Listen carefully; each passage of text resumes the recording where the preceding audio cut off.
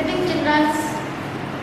मैं पूर्णमूर्ति global school विद्यालय की हिंदी की अध्यापिका आज आपके सामने कक्षा 8वीं का पाठ 4 जिसका नाम है दीवानों की हस्ती।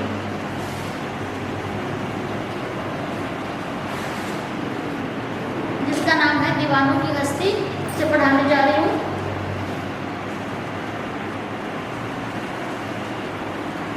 इनका दीवानों की हस्ती कविता के कवि का नाम है भगवती चरण वर्मा। भगवती चरण वर्मा जी दीवानों की हस्ती नामक कविता के कवि हैं। इनका जन्म कब हुआ था? 1903 ईस्वी में उन्नाव जिले में। उन्नाव में इनका जन्म हुआ था और ये हिंदी साहित्य के सर्वश्रेष्ठ कवि माने जाते हैं। इनकी रचनाएं प्राणी मात्र के लिए प्रेरणा स्रोत रही हैं। जो लोग अपने जीवन में निराश हो चुके हैं उनके जीवन को भी आशावादी बनाने के माध्यम से इन्होंने अपनी कविताओं का सृजन किया है। कवि भगवती चरण वर्मा जी जिनको 1969 ईस्वी में वाचस्पति नाम की उपाधि से अलंकृत किया गया। इनकी रचनाएं जो कि प्राणी मात्र के लिए प्रेरणा स्रोत रही हैं। उसके पश्चात प्रताप नामक पत्र के इन्होंने संपादक कार्य भी शुरू किया। प्रताप पत्र नाम से इन्होंने संपादन कार्य भी शुरू किया, अर्थात एक पत्र निकाला जिसका नाम था प्रताप पत्र, जिसके नाम से ये विश्वविख्यात हुए। भगवती चरण वर्मा जी एक ऐसे कवि हैं जो प्राणी मात्र के लिए एक मस्तमौला व्यक्ति का जो व्यक्तित्व है वो प्रस्तुत करते हैं। चित्रलेखा एक प्रसिद्ध उनका उपन्यास था। चित्रलेखा सबसे इम्पोर्टेंट जो उन्होंने जो अपनी रचना लिखी है वो चित्रलेखा थी। उसके आधार पर उनको एक मस्तमौला व्यक्ति की संज्ञा मिली। हमारी जो कविता है दीवानों की हस्ती, अब आइए हम उसकी व्याख्या करते हैं।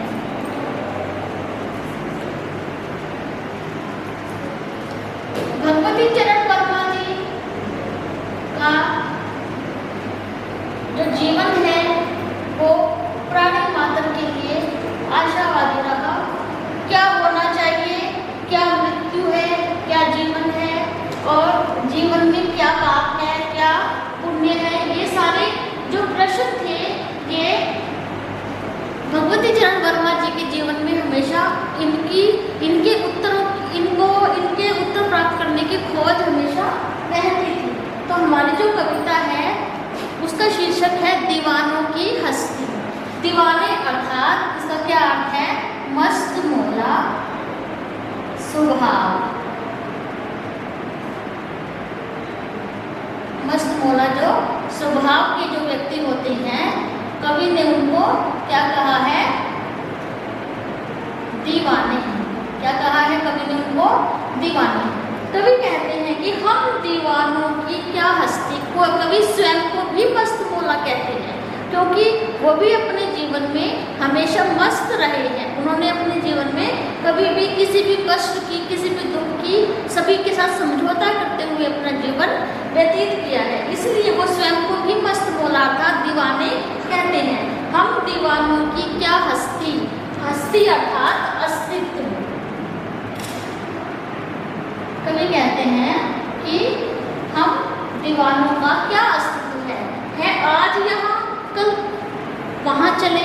कवि कहते हैं कि हम तो अपना जीवन खुशियों से भरकर अपनी खुशियों को लोगों को बांटते हुए आज यहाँ है कल कहीं और चले जाएंगे। अर्थात हमारा जीवन निरंतर गतिशील है, जो रुकता नहीं है। आज हम यहाँ पर लोगों के साथ खुशियाँ बांट रहे हैं, कल किसी दूसरी जगह पर चले जाएंगे अपनी खुशियों को बांटने। हमारे जीवन का उद्देश्य क्या है? दीवानों के जीवन का उद्देश्य कवि ने क्या बताया कि लोगों को खुशियाँ प्रदान करना, लोगों के जीवन से सभी कष्टों को, दुखों को मिटाकर उनके जीवन में खुशियों का भंडार भरना, उनके जीवन में खुशियों के फूल उगाना। मस्ती का आलम साथ चला, मस्ती अर्थात खुशी का समय, खुशी का समय, खुशी के पल। कवि कहते हैं कि जहाँ भी हम जाते हैं हमारे साथ खुशी का आलम अर्थात हमारे आसपास चारों तरफ खुशी का माहौल बन जाता है। अर्थात हमारे आने से वातावरण में एकदम खुशियाँ भरपूर मात्रा में आ जाती हैं। लोग अपना सब कष्ट दुख भूल जाते हैं, अर्थात वो हमारे ही रंग में रंग जाते हैं और अपने जीवन के दुखों को, अपने जीवन के कष्टों को मिटाकर, भूलकर हमारे साथ खुशी खुशी हंसना शुरू कर देते हैं। आए बनकर उल्लास अभी, हम मस्ती का आलम साथ चला। कवि कहते हैं कि जहाँ हम जाते हैं हमारे साथ खुशी का माहौल जाता है। हम धूप उड़ाते जहाँ चले, जहाँ भी हम जाते हैं हमारे साथ खुशी का माहौल, हम वहाँ के वातावरण में खुशियों की ऐसी धूल उड़ा देते हैं कि लोगों के कष्ट हमेशा के लिए समाप्त हो जाते हैं। आए बनकर उल्लास अभी, कवि कहते हैं कि हम एक जगह पर काफी समय तक नहीं रुकते, हमारा जीवन तो गतिमान है। हम आज यहाँ हैं तो कल हम दूसरी जगह पर चले जाएंगे। हम एक जगह पर कभी भी नहीं रुकते हैं, क्योंकि हमारा जो उद्देश्य है वो क्या है? लोगों के दुखों को दूर करना। यदि हम एक ही जगह पर रुक जाएंगे तो हम सभी के कष्टों को कैसे मिटा सकेंगे? तो इसलिए कवि का जीवन गतिमान है, निरंतर चलना ही कवि के जीवन का उद्देश्य है। तो जहाँ पर कवि थोड़े क्षण के लिए रुकते हैं वहाँ के लोगों को खुशियाँ प्रदान करते हैं, लेकिन जब वो वहाँ से चले जाते हैं तो वहाँ के जिन लोगों के साथ उन्होंने वो खुशियों के पल बिताए वो लोग उनके जाने से उदास हो जाते हैं। तो वो क्या कहते हैं?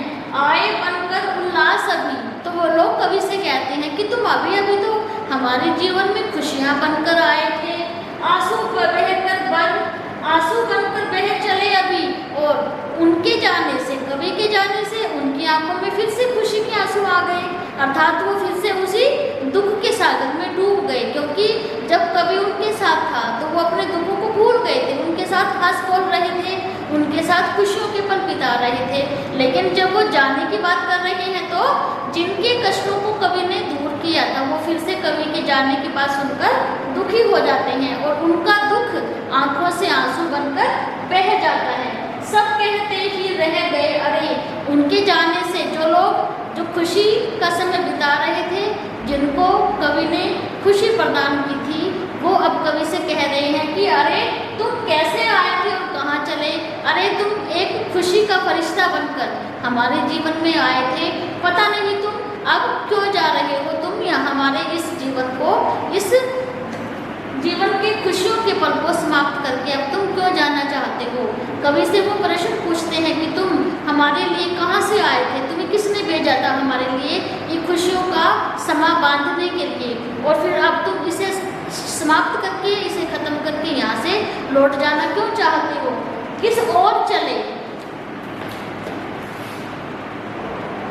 कवि कहता है कि किस ओर चले ये मत पूछो। तो जब वो जो लोग जिनके कष्टों को कवि ने दूर किया था वो कवि से पूछते हैं तो कवि उनको क्या जवाब देते हैं? कहते हैं किस ओर चले। कवि कहता है कि हमसे ये मत पूछो कि हम कहाँ जा रहे हैं, हमें तो खुद ही नहीं पता कि हम कहाँ जा रहे हैं। जहाँ पर जो हमें कष्टों में, दुखों में दिखाई देता है, हम उसी दिशा में अपना रुख कर लेते हैं, उसी दिशा में अपना मुंह कर लेते हैं और उन लोगों के कष्टों को मिटाने का प्रयास करते हैं। चलना है बस इसीलिए चले, हमारा तो काम ही चलने का है। हमारा जीवन तो निरंतर लोगों के कष्टों को मिटाकर उन खुशियों में बदल देना है। जग से पूछा उसका कुछ लिए चले। यदि ये संसार हमसे कुछ पूछेगा कि हम उसकी जग से उसका कुछ लिए चले, कि यदि कोई हमसे पूछेगा कि तुमने संसार से क्या लिया, तो हम ये कहेंगे कि हमने ना तो इस संसार से कुछ लिया और ना ही अपना इस संसार को कुछ दिया, अर्थात हमने तो लोगों के कष्टों को खत्म किया है, उनको खुशियों में परिवर्तित किया है। और जब वो अपना कुछ दिए चले, हमारे पास तो कुछ था ही नहीं, हमारे पास तो खुशियों के पल थे, वही हमने इस संसार को दे दिया। और उसे देने के आए बनकर उल्लास अभी। कवि कहते हैं कि उल्लास का अर्थ होता है आनंद।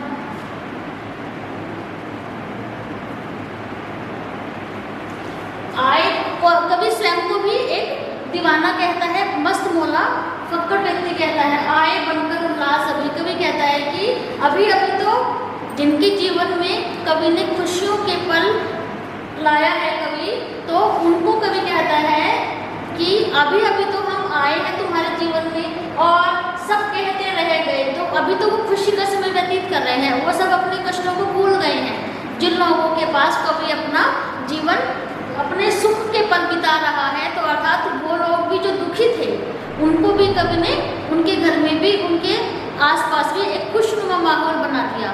क्योंकि कवि तो जहाँ जाते हैं वो अपने साथ मस्ती का आलम अर्थात खुशी का माहौल लेकर जाते हैं। तो जो लोग अभी खुश हैं वो जब कवि जाने लगे तो वो कवि से क्या प्रश्न पूछते हैं, आए बनकर उल्लास अभी, कि अभी अभी तो तुम हमारे जीवन में खुशी बनकर आए थे, उल्लास बनकर आए थे, आंसू बनकर बह चले अभी, और जब तुम जा रहे हो अर्थात कवि से वो जाने के लिए मना कर रहे हैं कि तुम मत जाओ। उनके जाने की बात सुनकर, कवि के जाने की बात सुनकर जो लोग खुश थे वो उनके मन में बहुत दुख का भाव पैदा हो गया, उनका जीवन फिर से दुखी हो गया और वो जो दुख था वो आंसू बनकर उनकी आंखों से बहने लगा।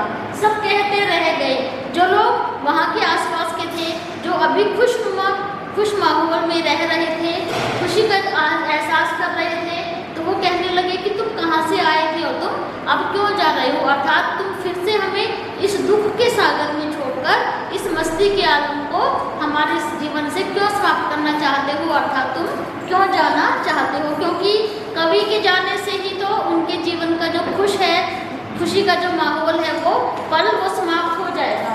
किस ओर चलेंगे मत पूछो, उनकी बात को सुनकर, जब कवि ने उनकी बात को सुना लोगों की जो कवि से जाने और आने की और रोने की बात कर रहे थे, तो उनकी बात का जवाब कवि कैसे देते हैं, किस ओर चलेंगे मत पूछो। कवि उनसे कहते हैं कि तुम हमसे ये मत पूछो कि हम कहाँ जा रहे हैं, अर्थात हमारा कोई भी ठिकाना नहीं है, हम तो निरंतर चलते रहना ही हमारी जिंदगी है, हम तो निरंतर गतिमान हैं।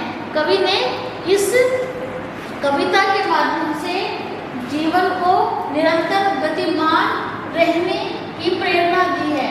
कवि कहते हैं कि यदि हम एक जगह पर स्थिर हो जाएंगे तो हमारा जीवन अर्थपूर्ण नहीं रहेगा, हमारा जीवन निरर्थक हो जाएगा। क्योंकि यदि पानी को भी हम एक जगह पे इकट्ठा कर देते हैं और यदि वो चलता रहता है, गतिमान रहता है, तो वो स्वच्छ रहता है, पवित्र रहता है। ऐसे ही हमारा जीवन है जिसका नाम निरंतर चलते रहना है। यदि वो एक जगह पर ठहर जाएगा तो उसके जीवन का कोई महत्व नहीं रह जाएगा। हमारा जीवन यदि रुक जाएगा तो उसका कोई महत्व नहीं रहेगा। हमारे जीवन को महत्वता तब प्राप्त होती है जब हम अपने कार्यों को सुगढ़तापूर्वक निरंतर रूप से करते रहते हैं। कवि कहते हैं कि जब कवि से वो प्रश्न पूछते हैं कि तुम कहाँ जा रहे हो, तो कवि उनके प्रश्नों का उत्तर देते हैं, किस ओर चले गए मत पूछो, कि तुम हमसे ये मत पूछो। उन लोगों से कवि कहते हैं जिनको कवि ने खुशियाँ प्रदान की थी कि तुम हमसे ये मत पूछो कि हम कहाँ जा रहे हैं, चलना है बस इसलिए चले। हमारे जीवन का उद्देश्य तो चलना ही है, इसलिए हम चल रहे हैं। जग से उसका कुछ लिए चले हम, जब इस संसार के लोगों के कष्टों को मिटाकर जग को अपना कुछ दिए चले। जो हमारे पास खुशियों के पल थे वो हम उनको दे रहे हैं, अर्थात उनके कष्टों को मिटाकर हम उनके जीवन से निराशा को समाप्त करके उनके जीवन को आशावादी बनाकर आगे अपने पथ पर बढ़ रहे हैं। ताकि ये ही हमारा जो प्रयास है कि हम पूरे विश्व को आशावादी बनाना चाहते हैं, तो वो निरंतर चलने में ही सफल हो सकता है। दो बात कही दो बात सुनी, आगे कवि कहते हैं कि हम किसी से दो बात करते हैं और किसी से दो बात सुनते हैं। जब हम किसी के पास जाते हैं तो कुछ हम उसे अपनी कहते हैं, कुछ हम उसकी बातों को सुनते हैं। तो इससे क्या होता है, हमें उनकी जो अंदर की जो दर्द भरी जो बातें होती हैं, जो कष्ट है उनके जीवन में, वो हम सुनेंगे, तभी तो हम उसे दूर करने का प्रयास करेंगे। तो जो व्यक्ति अपने जीवन में निराश हो चुके हैं, कभी उनको अपने आशावादी शब्दों के द्वारा उनके जीवन में आशा का भाव भरना चाहते हैं। दो बात कही, कभी उनकी दो बात सुनते हैं और दो बात अपनी कहते हैं। कुछ हंसे और फिर कुछ रोए। जब हम उनकी कोई खुशी की बातें सुनते हैं तो हम हंस पड़ते हैं, और यदि हम उनके जीवन में कष्टों को सुनते हैं तो हमारी आंखों में आंसू आ जाते हैं। छक कर सुख दुख के घूंटों को हम एक भाव से पिए चले। कभी कहते हैं कि यदि हम आशावादी हैं तो हमारे ऊपर जीवन के सुख और दुख का कोई प्रभाव नहीं पड़ता, क्योंकि सुख और दुख तो जीवन के दो पहलू हैं। यदि सुख है तो दुख भी है। हम सुख का महत्व तभी जान सकते हैं यदि हमारे जीवन में दुखों के पल आते हैं, क्योंकि दुख ही हमें सुख का महत्व कराता है। यदि एक व्यक्ति के जीवन में सुख ही सुख आते रहेंगे तो उसे सुख का एहसास नहीं होगा। उसे सुख का एहसास कब होगा, सुख की पूर्णता कब प्राप्त होगी, जब उसके जीवन में कष्ट आते हैं। कष्टों के बाद यदि सुख मिलता है तो सच्चा सुख का अनुभव तभी हो सकता है। तो कभी ये कहते हैं कि छक कर सुख दुख के घूंटों को, कि हमने इस जीवन में सुख और दुख को बहुत देखा है, बहुत सुना है, एक भाव से पिए चले, लेकिन हम इनसे विचलित नहीं हुए। हमने ये समझ लिया कि ये आना ही है। यदि सुख है तो दुख है। यदि हमने इस सच्चाई को स्वीकार कर लिया है तभी तो हम आशावादी बने हैं, तभी तो हम मस्त मौला बने हैं, तभी तो हम अपने किसी भी दुख को देखकर हम घबराते नहीं हैं, हम उसका डटकर सामना करते हैं। तो वो दुख भी हमारा सुख में परिवर्तित हो जाता है। हम उससे समझौता करते हैं कि ये हमारे जीवन में आना ही है। यदि हम उसे स्वीकार करेंगे तो हम उसमें दुखी नहीं होंगे, क्योंकि हमें पता है कि वो निश्चित है। जो प्रकृति है वो उसमें सुख दुख का समावेश होता है, उसी के आधार पर जीवन चलता है। यदि हम उसको स्वीकार कर लेते हैं तो हमारा जीवन सुख में व्यतीत होता है। यदि हम उनको हर समय बार बार रिपीट करते रहेंगे और रोते रहेंगे तो जीवन जो हमारे सुख के क्षण हैं वो भी छोटे हो जाएंगे। तो आगे कवि कहते हैं, हम भिखमंगों की दुनिया में, कवि ने भिखमंगे स्वयं को कहा है। किसे कहा है? भिखमंगे, अर्थात जो हमेशा मांगने वाला, मांगता जो रहता है, मांगने वाला। भिखमंगा कौन है? संसार। हम भिखमंगों की दुनिया में स्वच्छंद लुटाकर प्यार चले। कवि कहते हैं कि जो निरंतर हम किसी को कुछ भी देते रहें, अर्थात इस संसार में आप किसी को कुछ भी देते रहो, देना हमारी एक प्रवृत्ति है। हम तो अपना जो प्यार है, अब भिखमंगे कवि ने संसार के लोगों को कहा है, जो जिनके अंदर जीवन को जीने की एक होड़ है, अर्थात सिर्फ वो अपनी दिनचर्या में सिर्फ पैसा ही सब कुछ समझते हैं, जिनके जीवन से प्यार नामक शब्द, प्रेम अर्थात सहानुभूति नामक शब्द जो है वो लुप्त हो गया है। कवि ये कहती हैं कि इस संसार के लोग तो भिखारी हो गए हैं, उनके जीवन में प्रेम नामक शब्द समाप्त हो गया है। हम उनके जीवन को खुशियों से भरना चाहते हैं, उनके जीवन में हम प्रेम का संचार करना चाहते हैं, ताकि जो भिखमंगे हैं, अर्थात जो लोग प्रेम से, जिनके जीवन से प्रेम लुप्त हो चुका है, उनके जीवन में फिर से हम प्यार का संचार करना चाहते हैं। हम एक निशानी उठ पर ले असफलता का भार चले।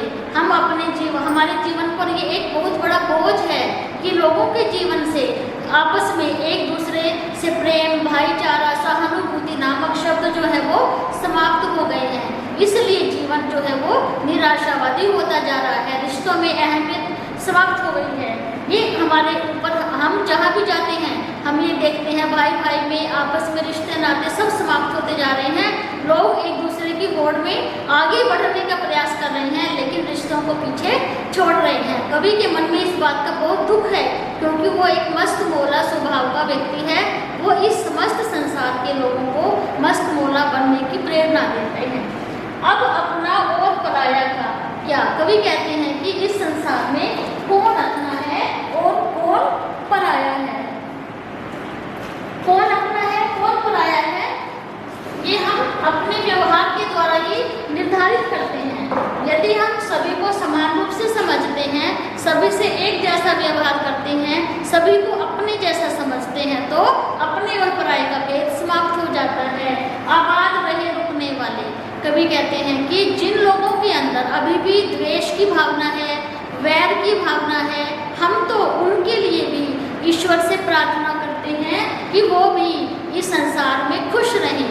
कभी उनके लिए अपनी बुरी भावना व्यक्त नहीं करते हैं, कभी उनके लिए भी आशावादी हैं और वो कहते हैं कि क्या पता कोई उनके जीवन में भी ऐसा क्षण आए कि वो अपने जीवन से ये सारी जो बुरी रूढ़ियाँ हैं, जो बुरी बातें हैं उनके अंदर, वो सारी समाप्त हो जाए और उनके अंदर भी प्यार का संचार हो। हम स्वयं बंधे थे और स्वयं हम अपने बंधन को तोड़ चले। कभी कहते हैं कि हमने इस संसार से स्वयं ही अपना नाता जोड़ा था, क्योंकि हमारा स्वभाव ऐसा है कि हम सभी को अपना बनाकर चलते हैं और अब हम इस संसार को छोड़कर जा रहे हैं, अर्थात हम इस संसार को एक परिवार की तरह समझते हैं। वसुधैव कुटुंब की प्रवृत्ति है हमारी, उसे माध्यम बनाकर यदि हम सोचेंगे तो हमें सभी परिवार एक जैसा लगेगा, उसमें कोई छोटा बड़ा नहीं होगा, अपने पराये का भेद नहीं होगा। कवि इस दृष्टि के माध्यम से देशवासियों को एक नई प्रेरणा देना चाहता है। इस कविता के माध्यम से व्यक्ति को आशावादी होने की प्रेरणा देना चाहता है और ये कहता है कि जो लोग पापी हैं, जो लोग अत्याचार करते हैं, वो भी खुश रहें। हे परमात्मा, हे ईश्वर, उनको भी सद्बुद्धि देना, वो अपने इस कार्य में खुश रहें। लेकिन क्या पता उनको देखकर कभी उनको बदल तो नहीं सकता। हम अपनी प्रवृत्ति को बदल सकते हैं, दूसरे को सिर्फ हम समझा सकते हैं, दूसरे को सिर्फ हम प्रेरणा दे सकते हैं। तो प्रेरणा से कभी उनके अंदर कुछ बदलाव नहीं ला पाए, तो ये फिर उन्होंने उनको उनकी ही स्थिति में छोड़ दिया कि तुम जैसा चाहते हो वैसी स्थिति में वो खुश रहें। कभी कहते हैं कि आबाद रहें, वो खुश रहें, उनको भी भगवान जीवन में खुश रखे, सारी खुशियाँ प्रदान करें। हमने अपने स्वयं ही उनसे हमने आग्रह किया था, हम स्वयं ही उनसे समझौता करना चाहते थे, लेकिन शायद वो समझौता नहीं करना चाहते और अब हमने उनसे अपने संबंध स्वयं स्थापित किए थे। लेकिन जब वो ऐसा नहीं चाहते तो हम इन बंधनों को छोड़ देते हैं, अर्थात हम उनकी तरफ से जो हमने रिश्ते का जो हाथ बढ़ाया था, जो उनसे हमने समझौता करने की जो हमारी इच्छा थी, वो वहीं की वहीं रह गई, अर्थात हमने अपना प्रयास किया लेकिन हम असफल रहे। इस असफलता की निशानी लेकर कवि अपने हृदय पर इस संसार से जाता है, तो ये उसके जीवन में एक बहुत कष्ट का क्षण है। तो इसलिए कवि ने अपने जीवन में अपने व्यक्तित्व के द्वारा लोगों को कैसा बनाने का प्रयास किया है, मस्त मोला बनाने का प्रयास किया है। तो ये कविता थी दीवानों की हस्ती, जिसमें कवि ने नवयुवकों को आशावादी होने की प्रेरणा दी है। आशा है ये आपको समझ आई होगी। इसकी व्याख्या को ध्यान से पढ़ेंगे और इसके अभ्यास के प्रश्न आप अच्छी प्रकार से अपनी कार्य पुस्तिका में लिखेंगे और याद करेंगे। Thank you, have a nice day.